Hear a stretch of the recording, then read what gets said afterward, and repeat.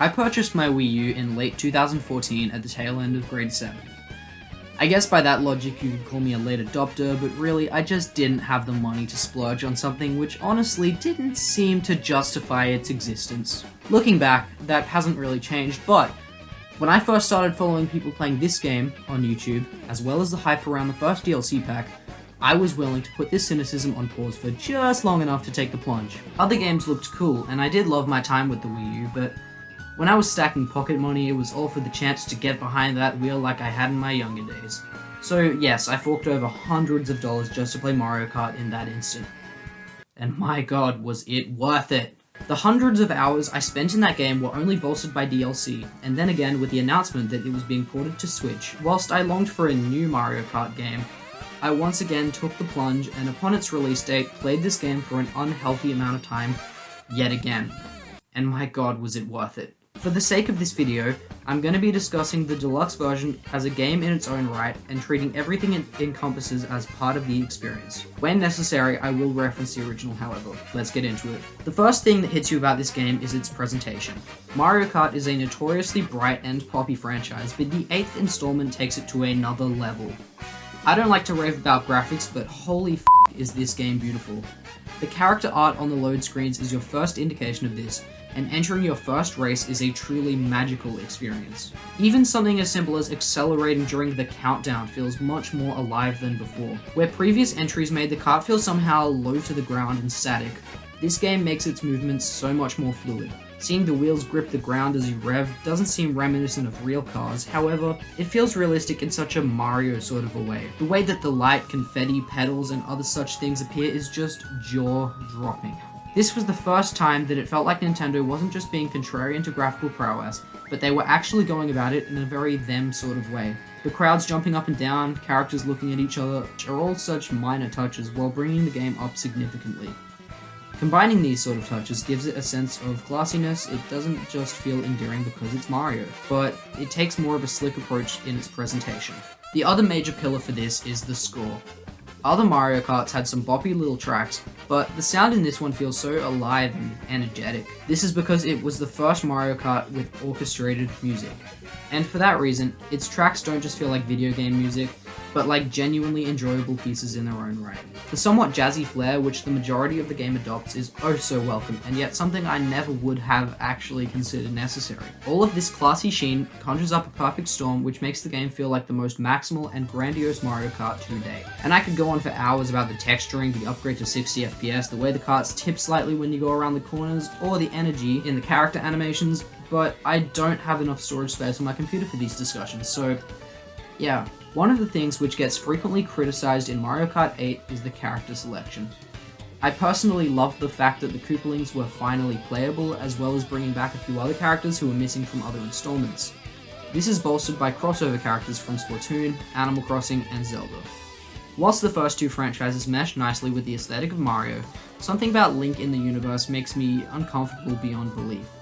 This isn't to say that him and his related tracks and vehicles aren't welcome, but it's a slippery slope when you start adding anime sword fighters to a game roster.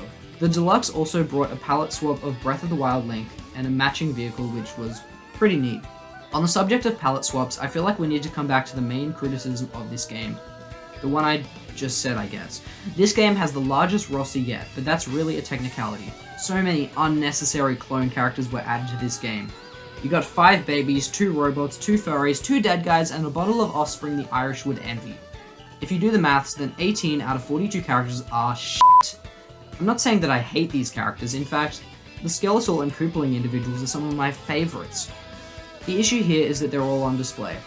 I know Nintendo knows how to program drop-down menus because they have one for all the Yoshi and Shy Guys, Metal Mario, the Inklings, Link and the Villagers, so just tidy it up a bit. Why not give every character a power-up costume, a baby version, or whatever they want to do in the drop-down menu, and just put all the Koopalings under one heading. I really loved the Miis and their garbled voices.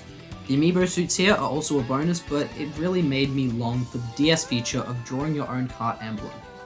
Imagine making your own Mii suit rather than paying for a home brand Skylander just to get one.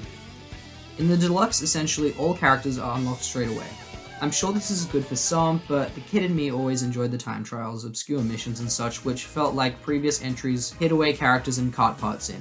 Taking these bad boys online felt like you were flexing for the entire world, but now they're just kinda par for the course. That said, this is still better than the Wii U system of just beating a cup to get a character. New and returning roster additions in the Deluxe like Bowser Jr., the Inklings, and King Boo feel so integral to the game that I had to double check before I realized they weren't in the original. It's good to have them back though. I'm not a massive kart guy. I usually just make the least roadworthy thing I can think of and set it loose. But I'm still grateful that the customization of wheels and gliders returns from 7.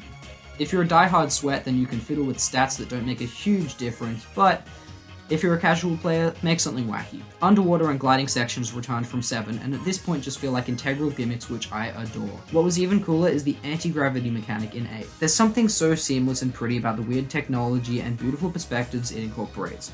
It promotes freedom with the course design, and that's really the spirit of Mario Kart, so I'm all for it. One thing that really hurt me as someone who bought this game twice was the lack of new courses in the Deluxe. I mean, they could have given me 2 new cups and I'd have been happy, but no. To be fair, the already interstellar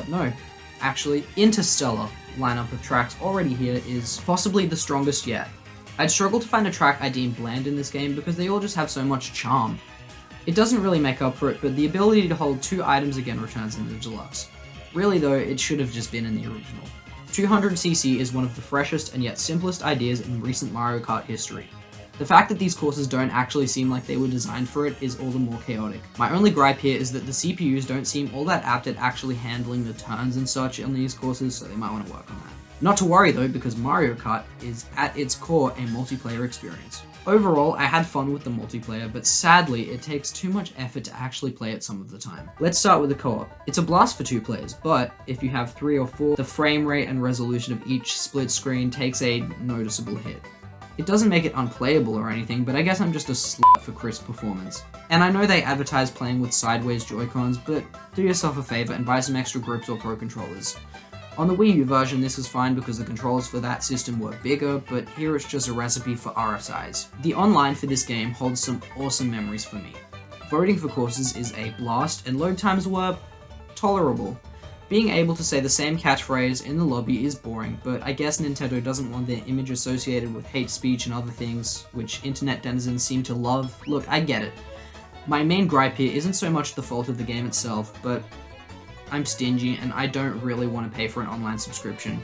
When I did have one, the experience was great, but yeah, I'm just not made of money. One of the biggest draws here, and a key part of the Deluxe's marketing, was the upgraded battle mode. The Wii U version is notorious for having one of the laziest battle modes of all time, forcing you to battle on racetrack courses rather than unique arenas. In this game, however, it feels like they brought a whole ass cake home to apologize for their mistake, and I forgive them. The arenas here are a mix of old and new that have the same level of charm as their racing counterparts. They're fun to zip around, and the mode selection makes it all the better. That's because the Deluxe has every battle mode from the previous games. Coin Battle was a fun frenzy, and man did it feel good wearing that crown. Shine Thief was pretty cool. Bob-omb Blast was enjoyable, and I really liked the mechanic of the button press duration determining how far the Bob-omb goes. It really made hitting people feel especially satisfying. Renegade Roundup might be my favorite, however. The whole cops and robbers in Mario aesthetic is amazing, and I love searching down alleys, pursuing and cornering the opposite team. It's just such high energy, and it's great. In the past, I've never spent a massive amount of time in battle mode, and in this game, it's probably only made up 5% of my playtime at most, but I actually really loved it here, and I can see myself getting hooked if they just give us some kind of unlocks for playing it. All in all, Mario Kart 8 Deluxe is the perfect package. It might have been missing quite a few things, but the Deluxe seems to tie all the bows on that. The game might have a shitty character selection, but apart from this, is the most complete and enjoyable Mario Kart experience to date. I'd give it a solid 9 out of 10. If you haven't already, then go get it and just set aside a solid month to play this one. Thank you for watching this review of Mario Kart 8 Deluxe. I hope you've enjoyed it. If you liked this video, be sure to hit the subscribe button as well as the bell. I'm trying to get this channel off the ground, and any suggestions you leave in the comments will definitely be employed in future uploads.